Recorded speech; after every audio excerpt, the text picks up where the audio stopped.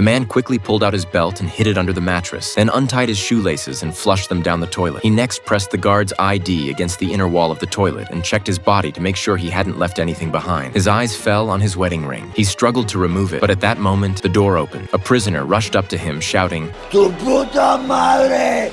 Pasa pa fuera!" Uneasy, he stepped out of the room. A riot was breaking out in the prison, and he happened to be a guard. Fortunately, it was his first day on the job, and no one in the prison knew him. The other guards had already withdrawn. To survive, he had to pose as an inmate. Soon, he was brought before the prison boss, Rem. Seeing the newcomer, Rem began questioning Parker's identity. Homicidio en primer grado.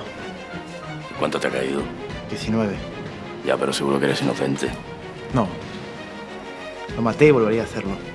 Rem didn't believe him. He insisted Parker strip completely to check if he was wearing underwear, because new inmates weren't allowed to wear any. Seeing Parker hesitate, other prisoners immediately pressured him. Listening to the shouts around him, he knew that refusing would mean death. Luckily, he had been in a hurry that morning and wasn't wearing any.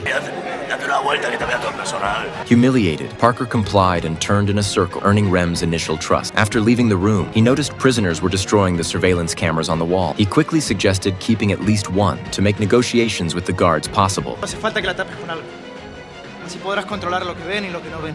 Rem agreed and immediately ordered a clean pair of underwear brought for Parker. With Rem's approval, Parker climbed the iron gate, signaling to his colleagues while covering the camera lens with a cloth. The guards watching were pleased. They no longer had to worry about his safety, at least in the short term. Outside, SWAT had already surrounded the prison. Using ropes, they climbed to the rooftops, ready to storm in at a moment's notice once the commander gave the order. But the warden didn't dare issue a command. Inside were 3 members of a terrorist organization, each with heinous crimes, sentences ranging from 80 years to as much as 1,200 years. Their safety directly affected the social stability of all of Spain.